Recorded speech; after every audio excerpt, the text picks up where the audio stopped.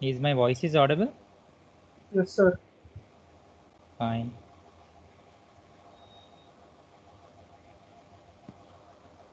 Can anyone tell me what was the last concept?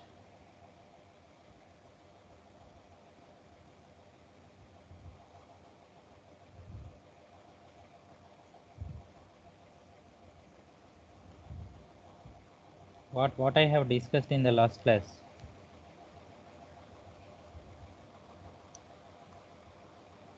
About 8086 microprocessor. Hmm. And the features of 8086 microprocessor, right? Yes, sir. So just I'll give the 2 to 3 minutes revision about the topic, and I'll start the 8086 pin diagram. Okay. So in the last class, like we saw 8086 Sir, pin microprocessor. diagram also you explained, sir. Just I showed the pin diagram. So I told today I'll explain each and every pin in detail. Yes, sir. Yeah. So are you able to see my screen? Yes, sir.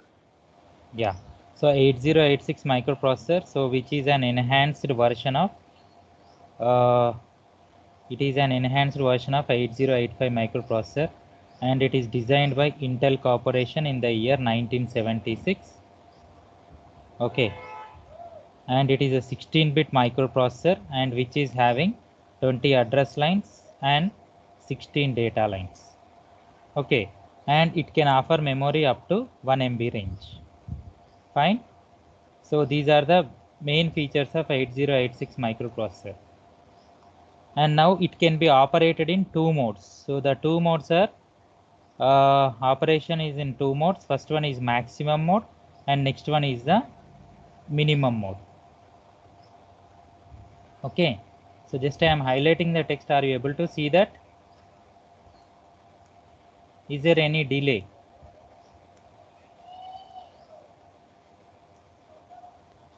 Are you able to see that? I am highlighting the text in the PDF. Can you confirm? Yes, sir. Okay. So as I told you, maximum mode and minimum mode, two modes we can operate. So maximum mode means it is suitable for multiple processors. So here you can see maximum mode, and which is suitable for the multiple processors, and minimum mode if you are talking about, and which is suitable for the single processor. So these are the main points we have to remember. And next one, and the next one. So features of the 8086 microprocessor. So what are the main features of 8086 microprocessor? So it is having one powerful instruction queue, and which is capable of storing 6 instruction bytes. Okay, and that is gives a faster processing speed. And next one, it was the first 16-bit microprocessor and having 16-bit ALU and 16-bit registers.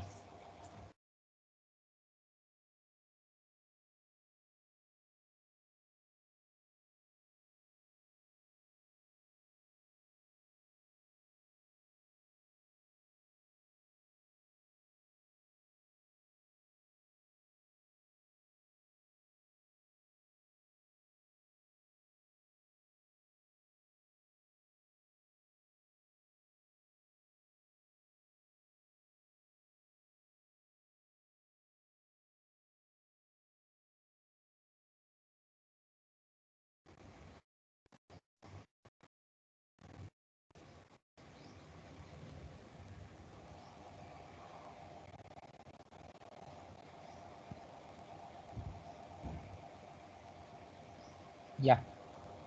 Uh,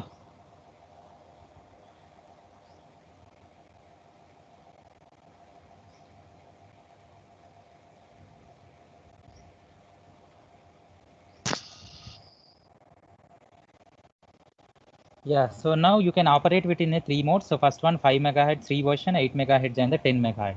And we can say here the concept of pipelining. So what is pipelining also I told. So the pipelining, it will make use of the two-stage pipeline, and one is the fetch stage and one is the decode stage. So here we are having two stages of the pipeline.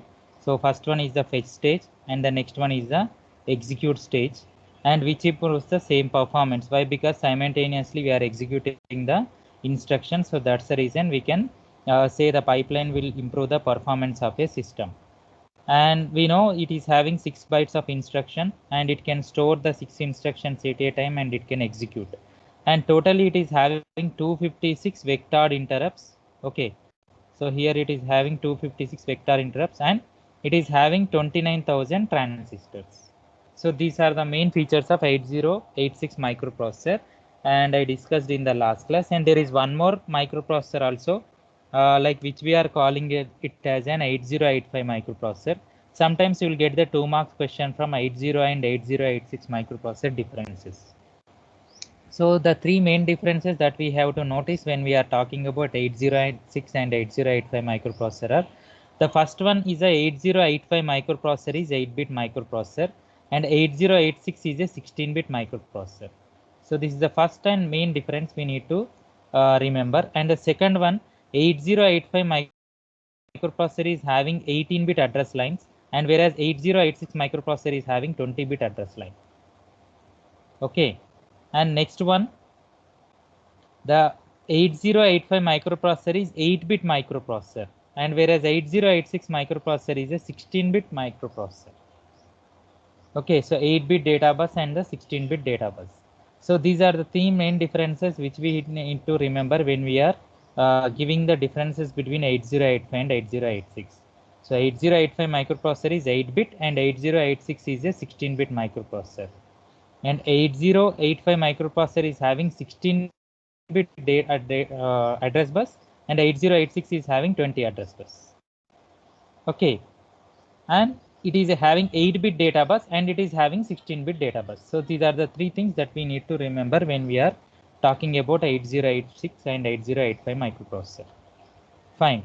So the write any 2 or 3 differences between 8085 and 8086 microprocessor.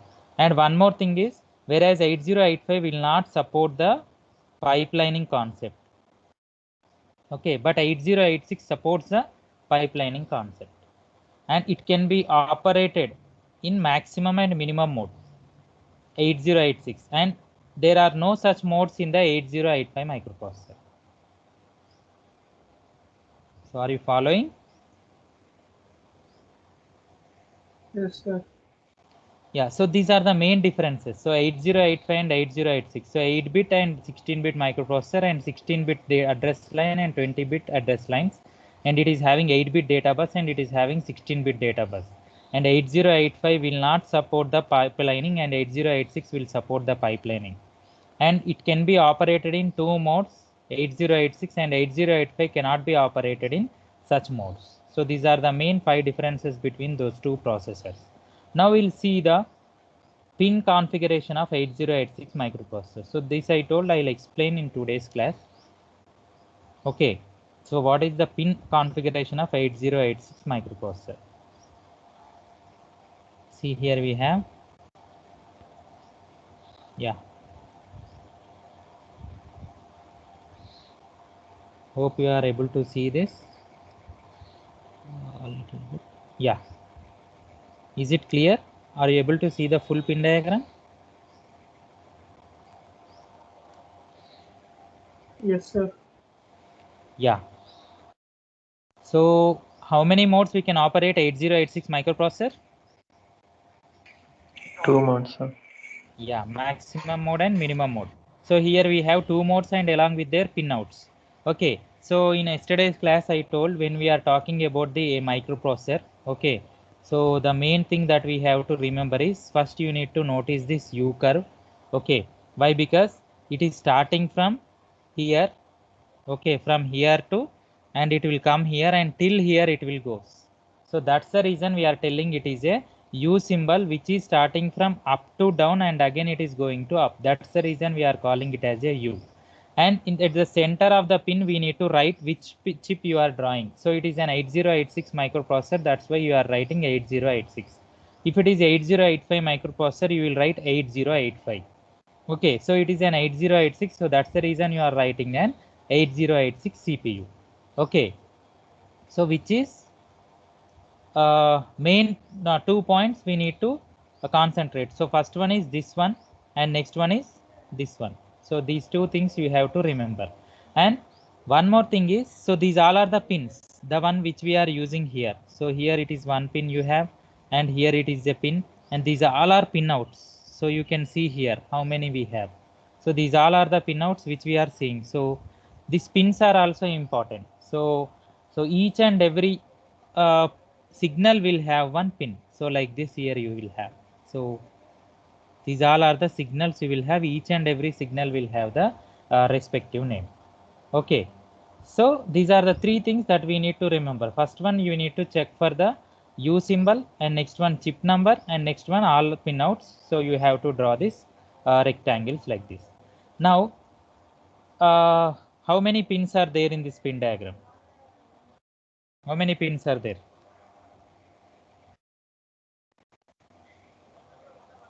In total? 40 pins are there.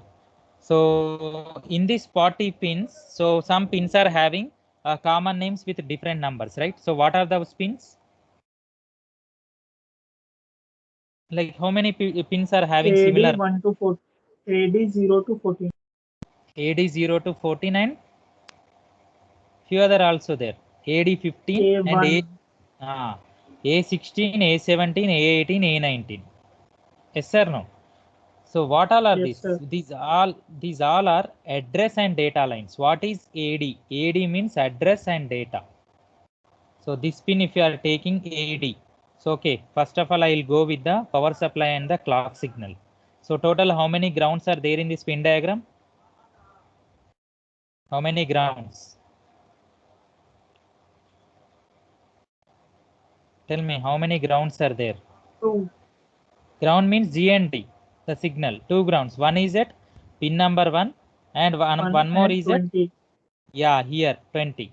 And one more you have, so UCC or VCC also we can call it as VCC. So these 3 pins, so 1 and 20 and the 40. So first one is the ground here, and next one is one more ground here, and this is the VCC. So what we are calling it as, this VCC will be called as a power supply.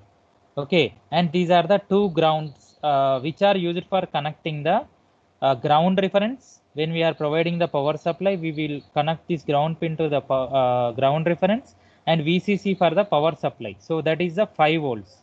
So 5 volts power supply you will have. Okay, so this microprocessor will take the 5 volts power supply. So ground and 2 grounds are used for giving the ground reference. So why 2 grounds? So when you are connecting other microprocessor, so at that time we need to provide the ground for the second microprocessor, that is a coprocessor mode. So here one more signal is there. You can observe 19th. What is the 19th pin signal? Here we have 19th. What is it? You can see here. What is the 19th pin?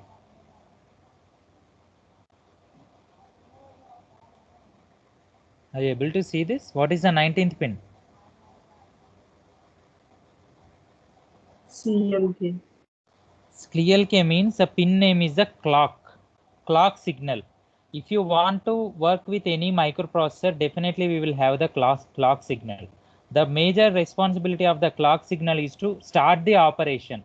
Without the clock signal, we cannot initiate any operation, or we cannot perform any operation in the microprocessor.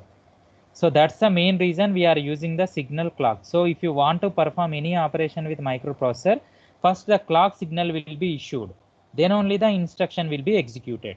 So we will see the clock signal, how it is working and all in the coming classes also. We will have in and out clock signals. So how it will work and all we will see. So these are the pins. First one is the 2 grounds, and the VCC is for power supply, and ground is for the ground references, and CLK is the clock signal. So this is one category. So this category we are calling it as a power supply and the clock signal. So the first category in 8086 microprocessor signals are power supply and the clock signal. Okay, so we need to remember this. So what are the power supply and clock signal pins? So if you get any question from this, then you should tell 2 ground references we have. So here, and one more ground reference you have here. Okay, and the clock signal is the 19th one, and VCC is the power supply signal, and which will take 5 volts of power. Okay, so we need to explain in that way. And what is the next category? So the next category of the signals are this one. So AD14 to here. So till here. So we have AD0. So till here we have to. So AD0 to AD14. And one more is the AD15. Okay, and remaining 4. Here we have remaining 4. Here we have. What are they? These are the address. Okay, so these are the address pins. So remaining 4 we have here. So together how many we will have? AD0 to AD14 and A19. So how many we will have? All together signals. 20. 20. So in that we are calling it as AD0 to AD14 and AD15. These are address and data lines. So which are multiplexed address and data lines. The main responsibility of these signals is to read the address and read the data. Read the address and read the data from specified location. The main use of this. So address and data lines. So the second category is the address and data lines. So in under that we have total 20 signals. Okay. So which are ranging from AD0 to AD15 and A16 to A19. Fine. So in this again there is a subdivision. So AD0 to AD7 till here. I'll erase it and I'll start it. Okay. So try to understand this one carefully. So here till here AD0 to AD7 from here to here. Okay. From AD0 to AD7. Total how many signals we will have? 8. Yes or no? 8 signal AD0 to AD7. So these 8 signals will be called as the lower order data buses. So this is lower data. So which we are calling it as a lower order data bus. And here we have again AD8 to AD14 and one more is AD15. Together how many signals we will have? 8. And which we are calling it as a higher order data. Higher order data. Fine. So these 16 signals are again categorized into, you can see AD8 to AD15 lower order and higher order data. And these 4 signals are the one which we are using, these 4 signals are the address signals. Address signals. So these address signals are 4. So together we are having 16 plus 4. That means we will have 20 signals. So in this 20 signals, 16 are multiplexed. AD0 to AD15. So AD0 to AD15 are again divided into 8. 8 plus 8. So it is again divided into 8 plus 8. So those are the 16 signals which we are calling. Okay. So that 16 signals are used for carrying the data and the address. Fine. And here the 4 signals which we are calling them, it will purely concentrate on the address lines. So these address lines A16 to A19. So these are the 4 signals which will concentrate on external address. Okay, not internal address. External address also sometimes we will have when we are moving data outside the microprocessor. At that time we need to consider. In that case we will consider these 4 signals, or else together it will take only these 16 signals. So external it will take the 4 signals. Fine. So this is the second category and it is divided into lower data and higher data. So you will understand these things when we are dealing with the clock pulse.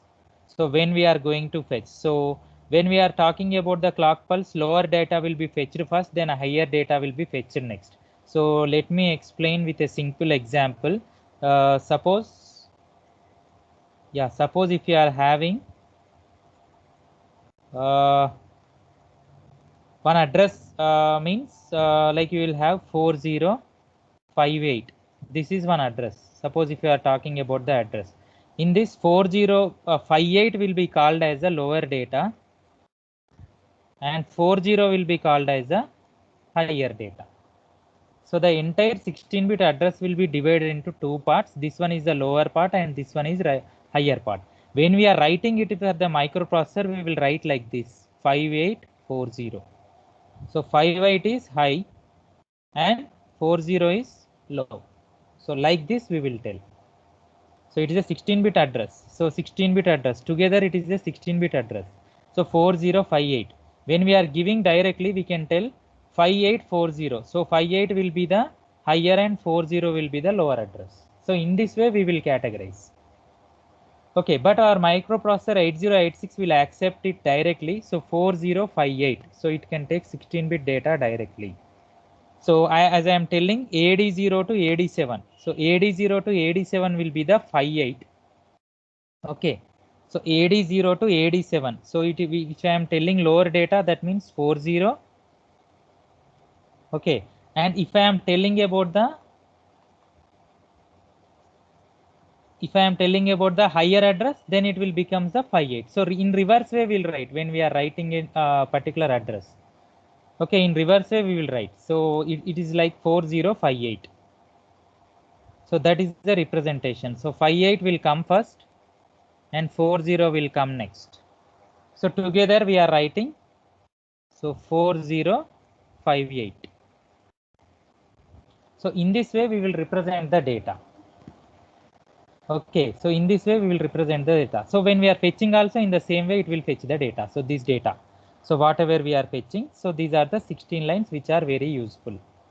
Okay, and external addresses of 4 bytes we will have. And when we are talking about the effective address, so I will explain this A16 to A19. So together we have the 20 signals. And power supply and clock signal we are having 4, and these are the 20. So together how many signals I explained? Tell me how many? Power supply we have 4. 24. Yes or no? Yeah. 4, sir. Yeah. So power supply we have 4. And here we have, so one more. That is 20. Address and So, data 16, address 4. Address and data 16, and next 4 are the address lines, and next 4 power supply and the clock signals we will have. Yes or no? Yes, sir. Yeah. So total together 24 signals covered. Fine. So now what are the remaining signals? So what are the remaining group we will have? So if you are talking about the minimum and maximum mode, that I will explain the last. So now we are having remaining 1 1. So like you can just I will erase this. So now you can have this one.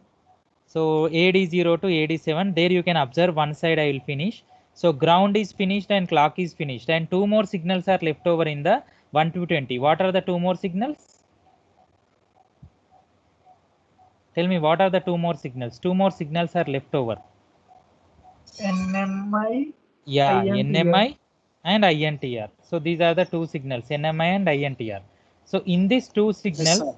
these are purely concentrated for the interrupts. So INTR is for an interrupt, and NMI is a non-maskable interrupt. So what is INTR? So when you are executing, when a microprocessor is executing any program, if there is any external disturbance, then that will be called as an interrupt.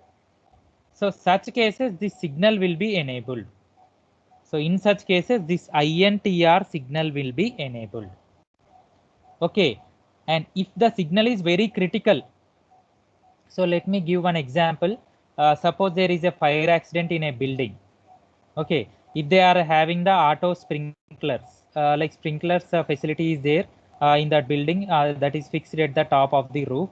So if there is any fire accident is there, automatically the sprinkler should on. Yes or no?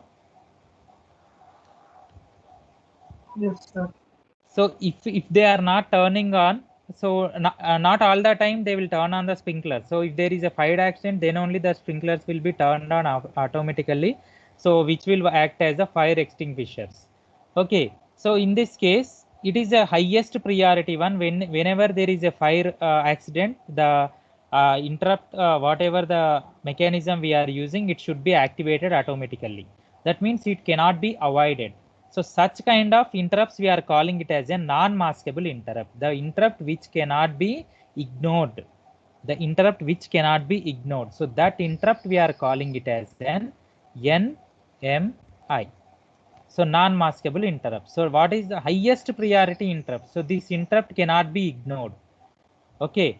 So whatever the microprocessor, whatever the program the microprocessor is executing, at any cost it has to address the non-maskable interrupt. Fine. So these are the two pins which will provide support for the interrupt mechanism in 8086 microprocessor. Okay. So what are the two signals that will provide support for the interrupts in 8086 microprocessor? Tell me, this is a 2 marks question. Which interrupt pins we 8086 microprocessor is having? Tell me, what are the pins we have? NMI, INTR. INTR. And which is having highest priority which is having highest priority among these interrupts? INTR. Highest priority interrupt. NMI is the highest priority interrupt. Why? Because the microprocessor should not ignore this non-maskable interrupt. And which interrupt can be ignored? INTR can be ignored. So this is a least priority interrupt, and the microprocessor can ignore the INTR, and whereas it cannot ignore the non-maskable interrupt. So there are two interrupt pins. So this is the one more category, interrupts of 8086 microprocessor. So the first one is the INTR pin, so which is used for handling the interrupts, and second one is the non-maskable interrupt, and which are available at the pins 17 and 18. Okay, so this one side is finished. Now, so here this side we know VCC, and we know this 5 pins. Okay, so now we need to concentrate on the remaining pins. So BHE, MN by MX and RD, and finally I'll tell the maximum mode and the minimum mode pins. So how we are going to use and all. Fine. So total how many pins covered? 120 and 25 and these 4. Okay, 21 and these 4, like 25 pins we covered till now.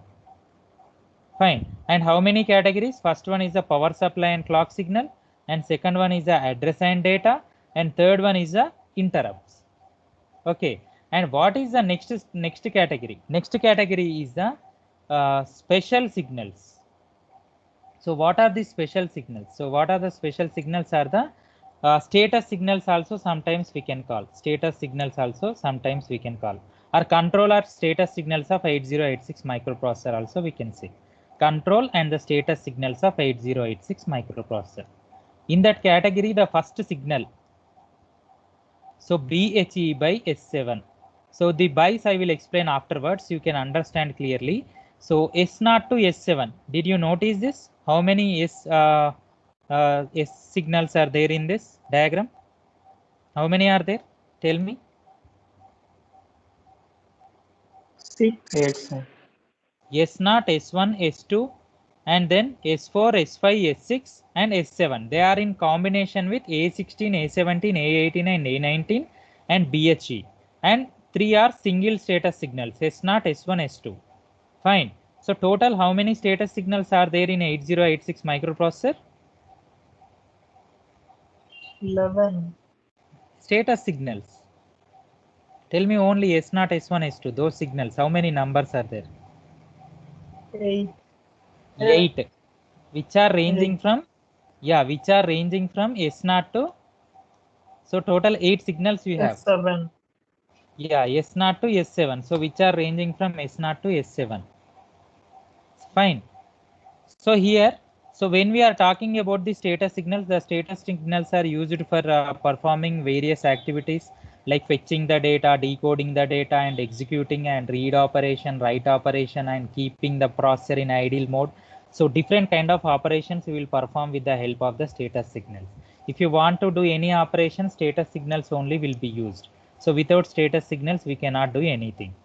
So first, we'll tell you BHE. What is this BHE? So here you are seeing the BHE, okay. Bus I enabled, bus I enabled. So we can call it as bus I enabled. The signal BHE is used for BHE. So here, here the BHE signal is there and bus I enable. If you want to fetch higher order data, then in that case the BHE signal will be enabled. What is the higher order data? I already told you. Which signals will be used for acting higher order data? Signals ranging from 8 to 14. uh, AD yeah, 8 to AD 14. AD15. AD8 to AD15 will act as an higher order data. So if you want to fetch the higher order data, then this BHE signal will be used. So what is the meaning of normal BHE signal? Suppose if I am taking BHE and if it is having normal BHE like this, okay, then this is an high signal. If you are keeping bar on the signal, then which one we will call it as low signal. Active low. Always the signal should be activated to low. Suppose if you are giving 0, it will become 1. Suppose if you are 1, it is 0. It will become 0. So the meaning of this BHE bar. So BHE bar means active low signal. If you are giving 0, it will become 1. If you are giving 1, it will become 0. It will do the complement for the signal input which you are giving. For that input, it will do the complement. So did you observe BHE bar is there? Yes or no? BHE complement. So just observe the signal. So here BHE complement. Did you notice this BHE complement? Yes, sir. So just so if you take this one and BHE complement you are having, it's an image, so I'm not able to highlight that. Okay, so BHE complement you have. So means always remember BHE complement means active low signal. So low signal, what it will in what way it will react? Whenever you are giving 1, it will become 0 and it will become 0 when you are giving 1. So vice versa it will act 1 0 and 0 1 it will do.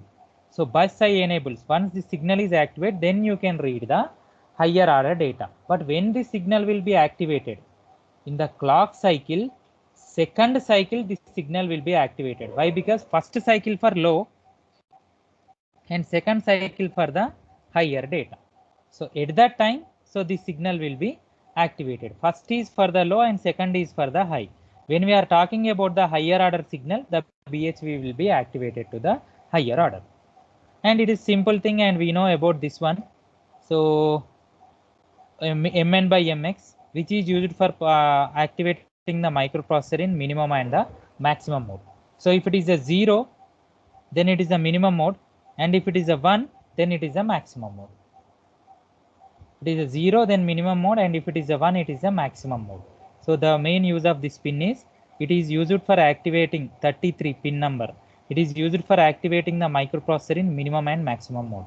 0 for minimum and 1 for the maximum. And next one, 32. So this one is a read. If you want to read any data from the microprocessor, and in that case, we will go with the read signal. Did you observe read? What it is having? RD. It is having complement. So whenever the read is complement, then we can call it as a active low signal. Read is also active low signal. Suppose if you want to read data from microprocessor, you should give the signal 0. Then only the data will be read by the microprocessor or other devices. So that is the main use of the read signal. Fine. So BHE is, what is the BHE? Bus I enable. Okay. And Mn by Mx is what signal it is? Tell me what it is, Mn by Mx. Why we are using Mn by Mx? This one.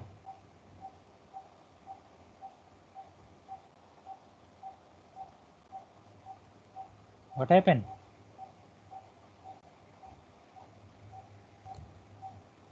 What is the use of Mn by Mx?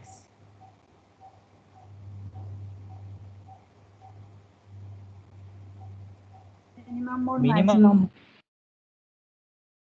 the processor. So it will operate the microprocessor in either minimum and the maximum mode. Is there any glitch in my voice? Or it is audible only? Audible. Fine. So minimum and the maximum mode. And what is the use of RD signal? RD bar. What is the use of this signal? Tell me why we are using the RD signal. Reading data. It is used for reading the data from the microprocessor. So we'll skip this one. So we'll see. And next, next three more signals are the test, ready, and the reset. So test, ready, and the reset.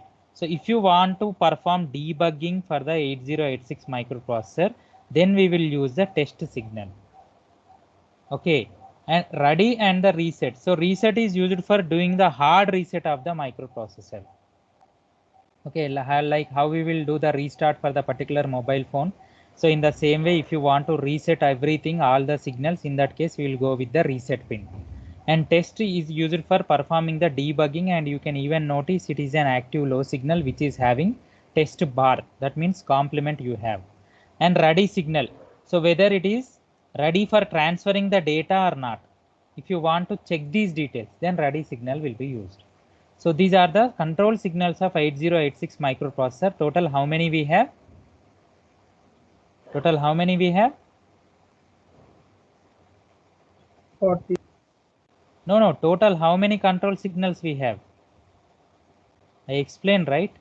So first is DHE, second is MN by MX, third is RD, and next one is test, and next one is ready, and next one is reset. Total how many? 6. 6 signals we have in total. These are the control and the status signals. Now we need to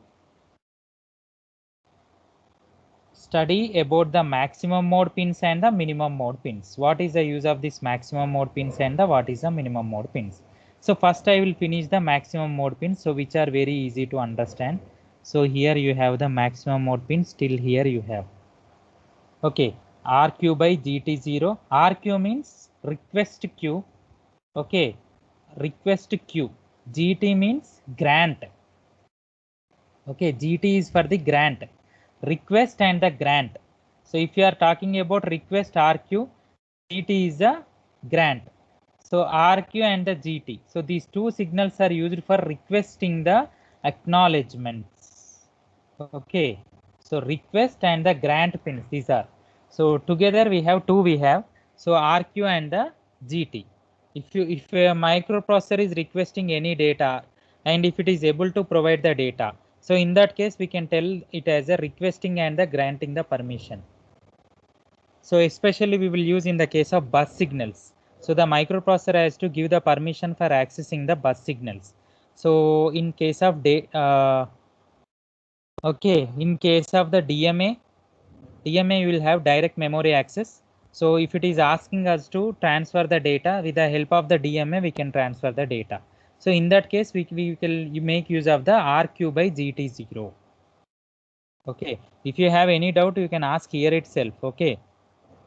Why? Because if you understand this concept, no need of preparing the descriptive part for the pin diagram.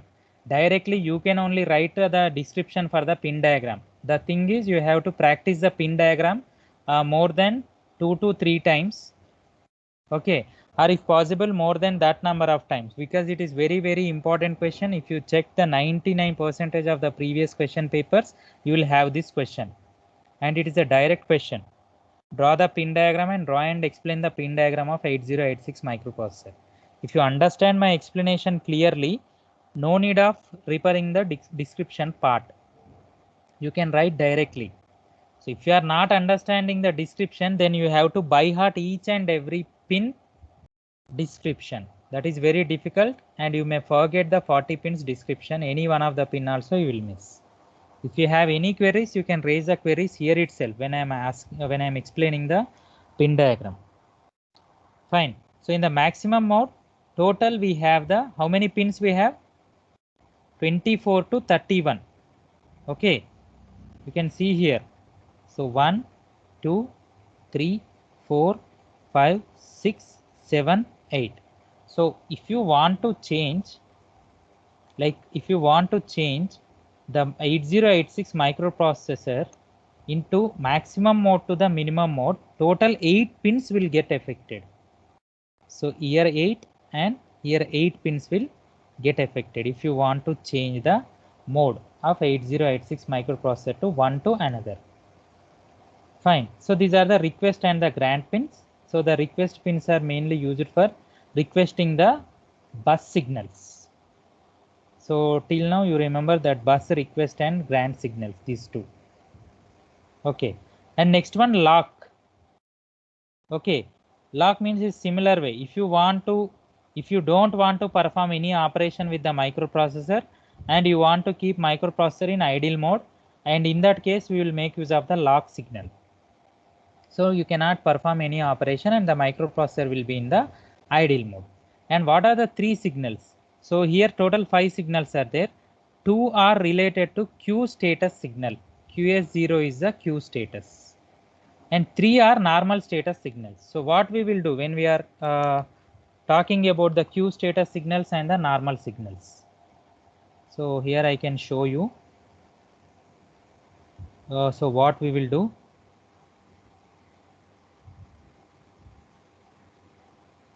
Q status signals and the normal signals we have. Yeah. So first we'll see the 3 status signals. Yeah. Are you able to see my screen? Yes, sir. What is there on my screen? Signals system. Yeah. S0, S1, S2. Okay. So I'm talking about the S0, S1, S2. So here you have the right here. Yeah. First I will tell this 3 S0, S1, S2 and then I will tell the QS0 and QS1. So try to understand this carefully.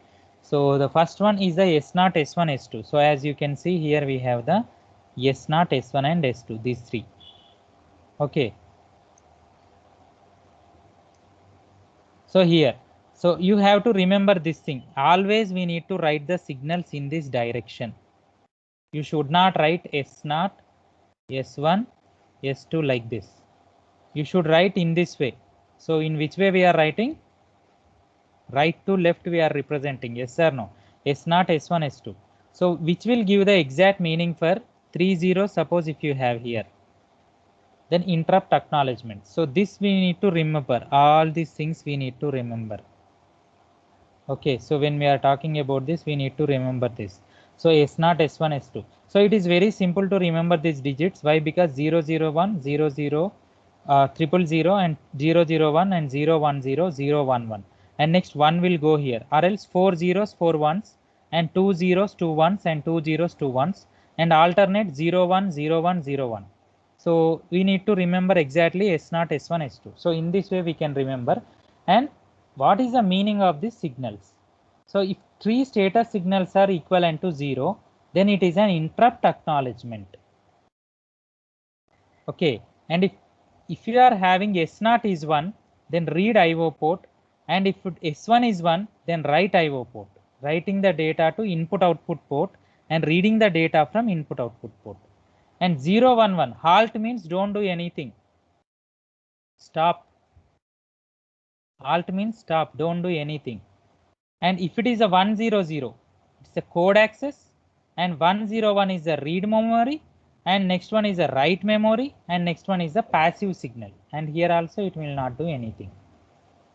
So 2 are stop signals, and remaining are used for performing the various operations. So we need to remember the exact diagram, so exact values as it is when we are explaining about the S0, S1, S2.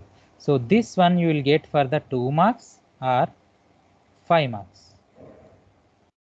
This one you will get for the 2 marks or the 5 marks. So what is the use of status signals in 8086 microprocessor? Explain each and every status signals clearly. So we have 3 status signals, S0, S1, S2. So if you have any doubts, you can ask me. These all are fixed, predefined values. We cannot change anything from here. Okay. And next one more you have 2 more status signals, QS1 and QS0. There also we will do the same way. So we have to represent this QS1 and QS0 in this way. Okay, so first you will write the QS1 and the next you will write the QS0.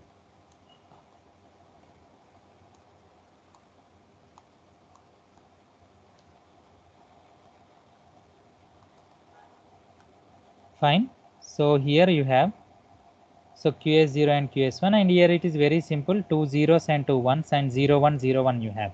So the QS means Q status. Here you can see Q status signal. So here you have the Q status signal. So as I told you, the 8086 microprocessor is having a 6 bytes queue. That means it can fetch 6 instructions at a time. So each and every instruction when is going to fetch, it will check the Q status signals. So whether it is 0 0, that means don't fetch anything, no operation. When these two are values 0, don't perform any operation. If it is 0 1, then first byte of the opcode from Q will be fetched. First byte. And if it is 1 0, Q empty. That means there is nothing in the queue. And if it is 1 1, keep on fetching the data from the queue. Subsequent byte from the queue. Keep on fetching the data. So in that case, we will make use of the Q status signals QS0 and the QS1. Okay. So if you want to fetch any data, then first byte, it should be activated to 0 and 1. So if you want to fetch continuously, then 1 and 1 will be the value. If you don't want to fetch anything, so 0 0 will be an operation. If you want to delete every instruction which is available in the queue, then 1 and the 0 will be the values which you have in the status signal QS0 and the QS1. So these are the maximum mode signals. These are the maximum mode signals. So which we can see in the 8086 microprocessor. So these all are the maximum mode signals. So together I covered 40 signals of the maximum mode. Yes or no? So this entire part is done, maximum mode.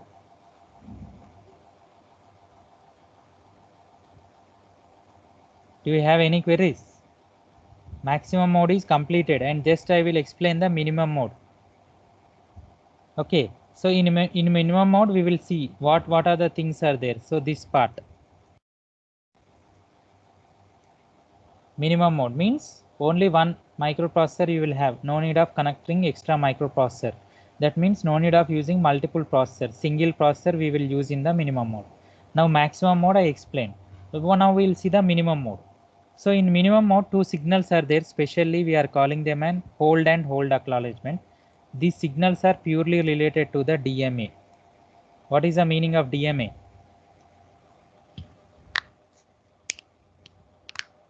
DMA is a direct memory access. Okay, if you want to speed up the data transmission rate from the microprocessor to the peripherals, so in that case we will go with the direct memory access. So the direct memory access signals are two. The first signal is a hold, means hold the buses, and hold acknowledgement. So for holding the buses, we need to take the permission from microprocessor. So the microprocessor will issue the signal called hold acknowledgement. So these two pins are related to the direct memory access. And next one, if you want to write any data into microprocessor, then in that case we will go with the write signal. In the same way we will have the read signal here, right? If you want to read anything from the microprocessor, then you will have the read signal. And if you want to write anything into the microprocessor, then you will have the write signal. So the write signal is also an active low signals which is used for writing the data into microprocessor. Fine. So these are the three main signals. So one is for the DMA and one is for the microprocessor. Fine, for writing the data. And what are the next signals? So here you can have M by IO bar, means memory or input output. Are you reading data from the memory location? Are you reading data from the input output device? If you want to indicate this kind of thing, M by IO bar signal will be used. M means what? memory. And IO means what? Input or output. Okay, input or output. So if you want to go for the memory, so then M will be indicated. That means memory means the registers and the memory locations. IO means input output, keyboard. Okay, suppose if you are taking data from the keyboard or if you are sending data to the display, so in that case we will call it as input and the output devices. So if it is activated to 1, then it is the memory. If it is activated to 0, then it is the IO. So we need to remember that. So if it is activated to 1, that means it is reading data from the memory devices. If it is activated to 0, then it is reading data from IO devices. Reading or writing, vice versa, anything we can do. Fine. So this is the main use of the signal. So if you want to read data internally from the register, or if you want to read the data from the ports, like keyboard, or you are printing the data to the monitor. So in that case, you will go with the M by IO bar. And next one, DT by R, data transmission and receiver. Data transmission and receiver, DT by R bar. DT means data transmission and R means receiving. R means receiving. If you want to transfer the data, then DT will be enabled. If you want to receive the data, then R will be enabled. So if you want to enable R, it should be 0. Then only it will become 1. If you want to use DT, then directly you can give 1 here. So for data transfer or data reception, data transfer you will use DT and data reception you will use R. So receiving and transferring. You can transfer and you can receive. Fine. We will study about this in deep. We have one concept called UART, Universal Asynchronous Receiver and Transmitter section. So at that time you will understand this DT by R very clearly. Okay. So this is about the DT by R. Either you want to transfer the data or you want to receive the data. So in that cases, DT by R pin will be used. And next DEN. So data enabled. So if you enable data and if you activate the signal, then only you can transfer the data. These two are interlinked. So these two, data enable and data transfer, data enable and data receive. So in that cases, we can call it as a DT by R and DEN. DEN is a data enabled. Then we can send the data comfortably. And last two signals are ALE, address latch enable. So as I told you, AD. What is the meaning of AD? Here. What is the meaning of AD? What is Address AND? and data. Address and data. How you are separating this address and data when you are sending the signal? So the processor cannot identify directly address and data. So with the help of address latch enable, we are separating the address and we are separating the data. There is a specific latch which is used for separating the address and separating the data. So in that case, we will make use of the address latch enabled. Okay, the main duty of the address latch enabled signal is to separate the data and the address. Okay, so that is the use of ALE. And now interrupt. One more pin is there, INTA. So what is INTA? Interrupt acknowledgement. So how it will work? Interrupt acknowledgement. Simply, one signal is there related to the interrupt on 8086 microprocessor. What is the signal? One signal is there. Which signals? Which will support the interrupts? Here, pin number 18. What is the signal? Interrupts. Interrupt. If you are saying interrupt, the microprocessor also should tell the interrupt is accepted. In that case, it will issue the signal called interrupt acknowledgement. The interrupt is accepted in simple terms. So the interrupt acknowledgement signal will be used for accepting the interrupt of the microprocessor. So once this interrupt acknowledgement is issued, the microprocessor is able to process the interrupt. So that signal we are calling it as an interrupt acknowledgement, which will accept the signal. who microprocessor will accept the signal. So that's it. That's about the 40 pins of the maximum mode and the minimum mode of 8086 microprocessor. So we need to write each and every pin and we need to write each and every signal clearly. Okay. So if you have any queries, you can ask me the queries. So you can find the information about this 8086 microprocessor clearly. So here you have each and every signal. So I'll share this document also. Once you go through it, if you have any queries, then you can ask me in the next class. Fine? Say yes or no. Yes, sir. Yeah.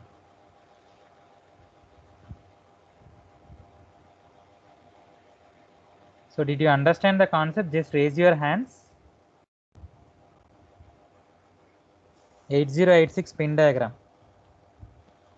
Raise your hands.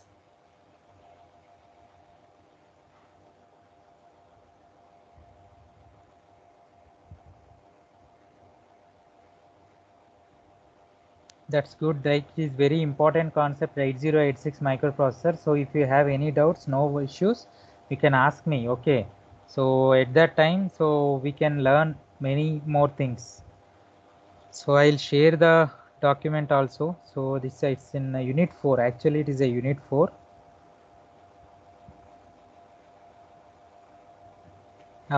You also go through the content one more time because it will take a lot of time to understand all the signals. So once you understand it carefully, then you can write it on your own description. So there is no specific way of description for writing any of the pin which we are talking about in 8086 microprocessor. Okay.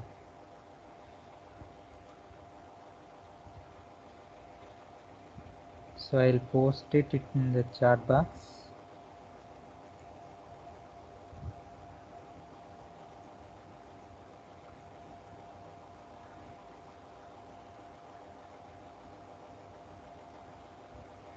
Yeah, I'm forwarding the 4th unit. So entire 4th unit. So I posted the PDF.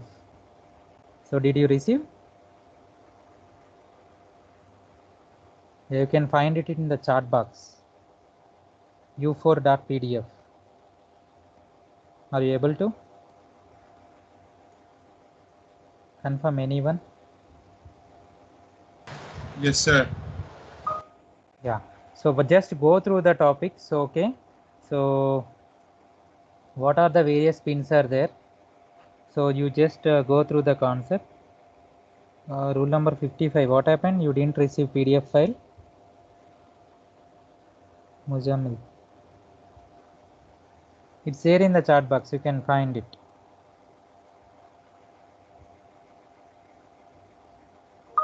Okay, and even if you want, I'll share even separate also, like this pin diagram image. So I have one more document also, that also I will share. What are the prints that you have to take while you are attending the classes? So you need to take one printout of this, then only you can clearly understand. So when I'm explaining about the each and every topic, so if you have, it's better if you have the printout in your hand. So just I'll share you one document. You just take the printout of this document. So this document is having all the pin diagrams. So just I'll show you and I'll wind it up the class for today.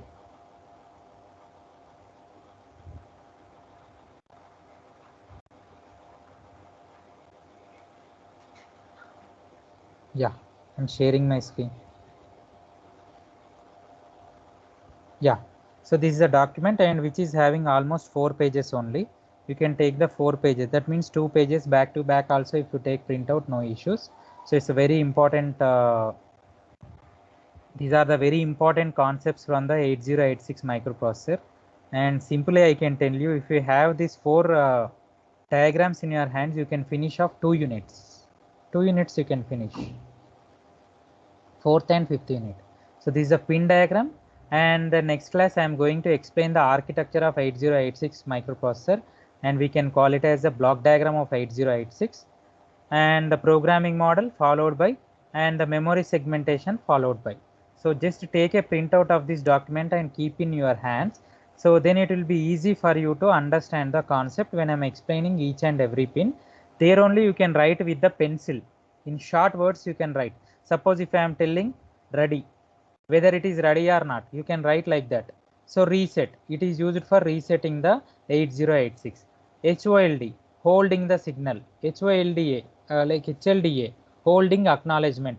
So like that you can write. So from there onwards you can give the descriptive content based on the words which you have framed from my description. So it will be very easy to understand. So just take the printout and write the keywords about the particular topics, so then it will be easy for you to understand. So hope you will do this, so which is very easy for you. Okay, so if you have any queries you can stay back and remaining students can leave the class. See you in the next class.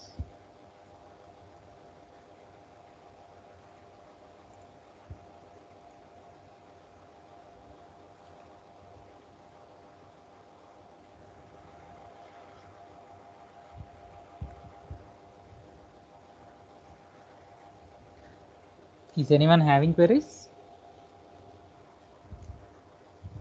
Shall I leave?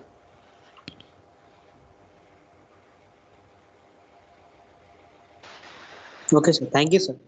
Yeah, Sunny. Thank you, sir. Yeah, yeah.